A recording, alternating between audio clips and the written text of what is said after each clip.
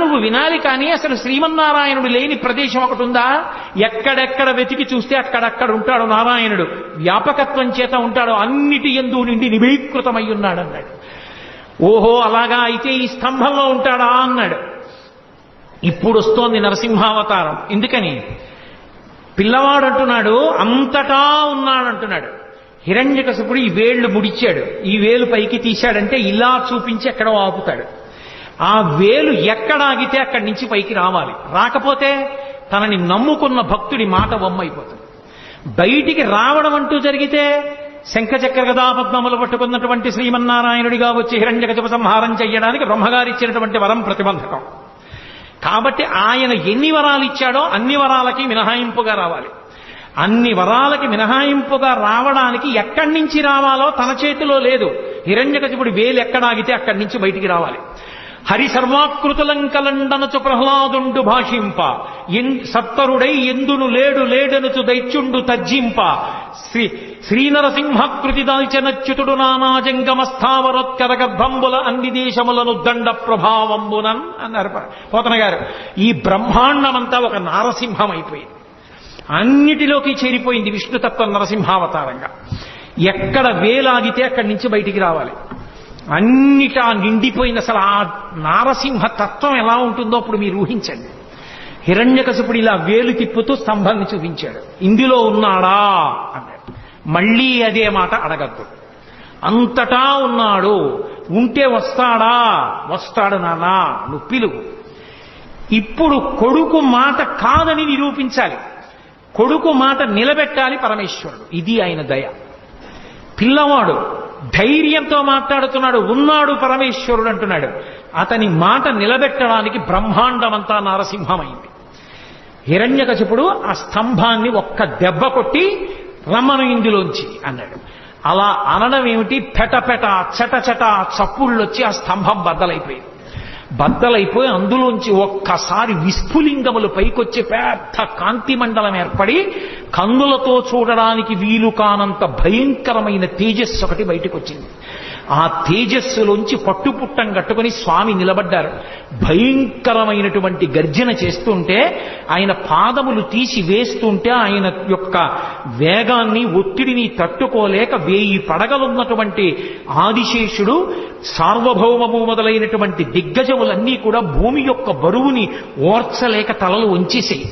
ఆయన పాదములలో చక్రరేఖ, శంఖరేఖ, పద్మరేఖ, నాగలి, అమృతభాండము మొదలైనటువంటి దివ్యమైన చిహ్నములు కనపడుతున్నాయి. బలిష్టమైనటువంటి మోకాళ్ళు, ఐరావతం యొక్క తొండం ఎలా ఉంటుందో అటువంటి బలిష్టమైనటువంటి తొడలు, సన్నటి నడుం, దానికి పెట్టుకున్నటువంటి మువ్వల వడ్డాణం, ఆ చప్పుడు చేస్తున్నటువంటి గంటలు, మెడలో వేసుకున్నటువంటి ఆహారాలు, అనంతమైనటువంటి బాహువులు, పైన నృసింహాకారం, సింహం యొక్క ముఖం, పెద్ద పెద్ద దంస్ట్రలు, చంద్రుడి కాంతి ఎలా ఉంటుందో అటువంటి కాంతి, భయంకరమైన వాటిని కూడా తెగబోయగలిగిన నాగళ్ళు ఎలా ఉంటాయో అటువంటి దంతపంక్తి, అదిరి పడిపోతున్నటువంటి పెదవులు, మందర పర్వతానికి ఉండేటటువంటి గుహలు ఎలా ఉంటాయో అటువంటి నాసికారంధ్రములు, పుట్టలోంచి పైకి వచ్చి కోపంతో ఊగుతున్న నాగుపాం ఎలా ఉంటుందో అలా ఆడుతున్నటువంటి నాలుక, గురి చూసి చూస్తున్న కోటి సూర్యుల ప్రకాశంతో వెలిగిపోతున్నటువంటి కన్నులు, నిక్కబొడుచుకున్నటువంటి వెంట్రుకలు, పెట్టుకున్నటువంటి పెద్ద కిరీటం, అనంతమైనటువంటి బాహువులు, అన్ని బాహువుల యందు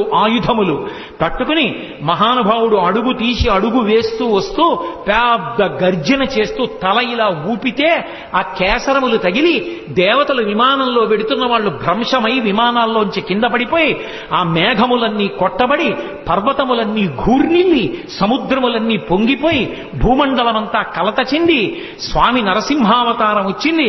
ఇప్పటి వరకు విష్ణుమూర్తి ఉగ్రతత్వాన్ని పొందనటువంటి వాడు అపారమైనటువంటి కోపంతో తన యొక్క పరమభక్తుడైనటువంటి ప్రహ్లాదుణ్ణి హిరణ్యకశిపుడు నిగ్రహించాడన్న కోపాన్ని ఆపుకోలేక ఉగ్ర నరసింహావతారమై వచ్చాడని లోకమంతా భీతిల్లిపోతే 33 కోట్ల మంది దేవతలు ఆకాశంలో నిలబడి స్తోత్రం చేస్తుంటే హిరణ్యకశిపుడు ఆ వెలుతురు చూడలేక స్వామి చుట్టూ తిరిగి గదాదండంతో కొట్టడానికి ప్రయత్నిస్తుంటే దేవతలు విడిచిపెట్టకుండా సంహరించమంటే ఒక్కసారి పెద్ద గర్జన చేస్తూ గబగబా వెళ్ళి ఆ హిరణ్యకశిపుని యొక్క డొక్కల దగ్గర పట్టుకుని పైకెత్తి కలుగులోకి పారిపోతున్నటువంటి ఎలుకని నాగుపాం పట్టుకుని పడగ పైకెత్తితే ఎలా ఉంటుందో అలా డొక్కల దగ్గర పట్టుకుని పైకెత్తి గడప దగ్గరికి తీసుకొచ్చి ఇంట్లో కాదు బయట కాదు గడప మీద, పగలు కాదు రాత్రి కాదు ప్రదోషవేళ, ఏ ఇతరమైనటువంటి ప్రదేశమునందు కాకుండా పంచ పైకి తీసి తొడల మీద పెట్టుకుని,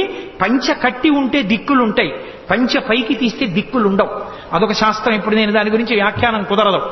పంచ పైకి తీసి తొడల మీద పెట్టుకుని, ఆ ప్రాణమున్నది కాదు ప్రాణము లేనిది కాదు, జంతువు కాదు పాము కాదు, ఆయుధం కాదు వస్త్రం కాదు శస్త్రం కాదు, రాక్షసులు కాదు దేవతలు కాదు యక్షులు కాదు గంధర్వులు కాదు కిన్నెరులు కాదు కింపురుషులు కాదు నరుడు కాదు జంతువు కాదు, నరసింహమై ఆ గంగానది సుడి తిరిగినట్టుగా ఉన్నటువంటి ఆ నాభి కనపడుతుండగా విశాలమైనటువంటి వక్షస్థలంతో పెద్ద పెద్ద ఆ దంతములతో దంస్ట్రలతో దగ్గరగా చూస్తుంటే ఆయన ముఖం వంక చూసి మృత్యు ఆసన్నమైందని తెలివి తప్పి తలవాల్ చేసినటువంటి హిరణ్యకశిపుణ్ణి తొడల మీద వేసుకొని పెద్దగా పెరిగినటువంటి తన గోళ్లు ఆ కడుపులోకి దింపి చీల్చి ఆ గోళ్లని గొడ్డళ్లుగా చేసి వక్షస్థలంలో ఉన్న ఉరప్పంజరపు ఎముకటన్నింటినీ కోసేసి పటపట విరిచి ప్రేగులు తీసి మెళ్ళో వేసుకుని ధారలుగా కారుతున్న నెత్తురు దోషిళ్లతో పట్టి తాగి కేసరములన్నీ నెత్తుటితో తడిసిపోతే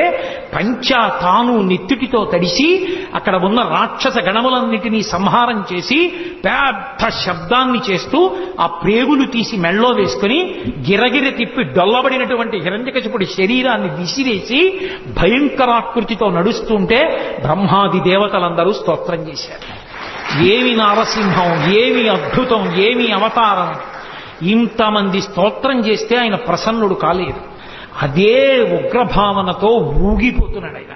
ఆ ఊగిపోతున్న ఉగ్రనరసింహుణ్ణి చూసి లక్ష్మీదేవిని పిలిచి, అమ్మా నువ్వు నిత్యానపాయనివి, ఆయన వక్షస్థలంలో ఉంటావు, నిన్ను చూస్తే ప్రసన్నుడవుతాడు తల్లి, దగ్గరికి వెళ్ళమన్నారు. ప్రళయార్కబింబంబు పగిదియున్నది కాని పూర్ణేందు చంద్ర నిభము కాదు. పూర్ణచంద్రబింబంలా ఉంటుంది నా భర్త ముఖం, ఇంత కోపంగా ఉండడం నేను ఎప్పుడూ చూడలేదు. అయ్య బాబోయ్, నేను కూడా దగ్గరికి వెళ్ళనంది లక్ష్మీదేవి. శ్రీ మహావిష్ణువు యొక్క అవతారాలలో లక్ష్మీదేవి దగ్గరికి వెళ్ళడానికి భయపడిన అవతారం నరసింహావతారం.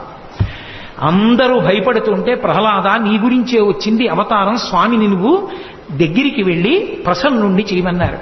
ప్రహ్లాదుడు చిన్న పిల్లవాడు గబగబా వెళ్లి స్వామికి పాదములను పట్టి నమస్కరించి, ఏమి నువ్వు నరసింహస్వామిగా వచ్చి పైన సింహంగా కింద మనుష్యుడిగా వచ్చి పెద్ద పెద్ద గోళ్లతో ఆ కోరలతో నోరు తెరిచి పెద్ద ఆ గర్జన చేస్తే భయపడిపోతాననుకుంటున్నావా? నీకన్నా భయంకరమైనది ఒకటి లోకంలో ఉంది, దాని పేరు సంసారం. ఆ సంసారానికి భయపడతాను కానీ నీకు భయపడతాననుకుంటున్నావా?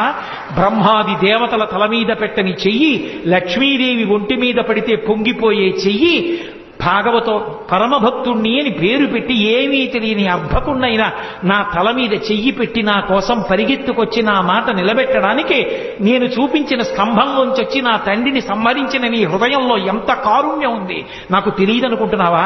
నువ్వు పైకి ఇలా అరిస్తే భయపడతాననుకుంటున్నావా? పరమేశ్వరా నీకు నమోవాక్కములని స్తోత్రం చేశాడు. పరవశించిపోయినటువంటి నరసింహస్వామి పరమప్రసన్నుడై ప్రహ్లాదుణ్ణి ఎత్తుకుని తల మీద కూర్చోబెట్టుకుని, నాన్న పొంగిపోతున్నాను రా నీ భక్తికి, ఏం వరం కావాలో కోరుకో అన్నాడు.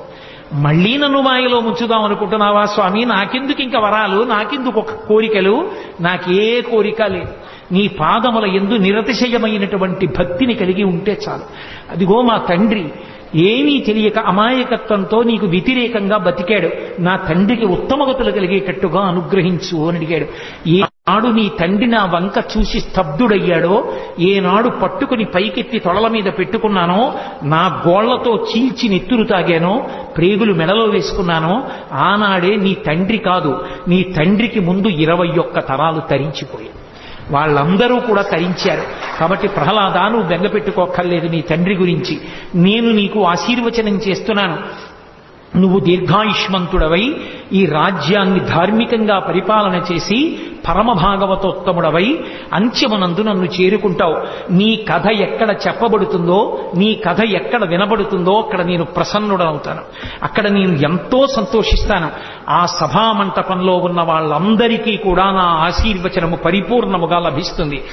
దాని చేత రోగములు సమసిపోయి వాళ్ళందరూ కూడా ఉత్తమగతులు పొందుతారని ప్రహ్లాదోపాఖ్యానానికి శ్రీ మహావిష్ణువే ఫలశ్రుతి చేశారు.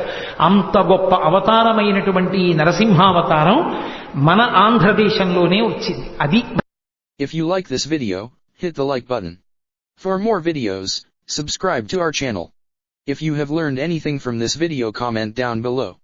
Subscribe.